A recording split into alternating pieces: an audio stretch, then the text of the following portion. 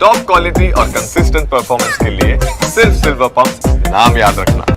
रूसी सीमा पर नेटो ने युद्धाभ्यास किया। ब्रिटिश सैनिकों ने फिनलैंड और स्वीडन के साथ ये युद्धाभ्यास किया है।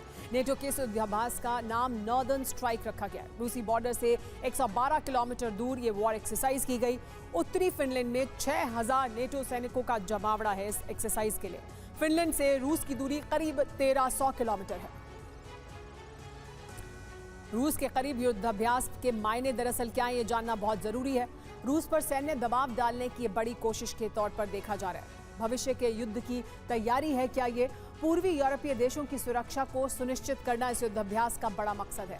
आक्रामक कार्रवाई से अपने दमखम का आकलन भी करना चाहते हैं नेटो के ये तमाम अहम देश। नेटो के भू राजनीतिक दबाव का हिस्सा है ये एक्सरसाइज जो की जा रही है बहुत करीब रूस की सीमा के।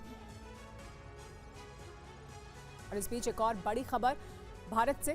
पाकिस्तान हाई कमीशन बना है जासूसों का अड्डा, ये जानकारी मिल रही है।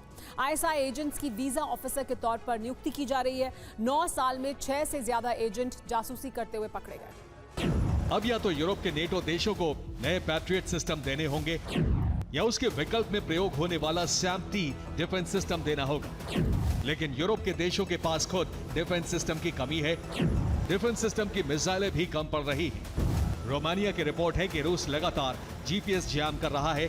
सैटेलाइट सिग्नल भी स्पूफ किए जा रहे हैं, जिससे फाइटर जेट एविएशन बाधित हो रहा है। इसके साथ ही मिसाइल सिस्टम पर भी असर पड़ रहा है। जर्मनी तीनों बाल्टिक देशों में अपनी सेना तैनात कर रहा है। दूसरे विश्व युद्ध के बाद पहली बार जर्मन फोर्सेस के किसी देश में स्थायी तैनाती हो रही है। जर्मन सेना के 4800 जवान बाल्टिक देशों में तैनात हो रहे हैं। इसके साथ ही पोलैंड ने भी हथियारों की खरीद बढ़ा दी है। पोलैंड 1400 GBU-39 एरियल बम खरीद रहा है। इसके साथ ही पैट्रियट डिफेंस सिस्टम के लिए मिसाइलें खरीदी जा रही हैं।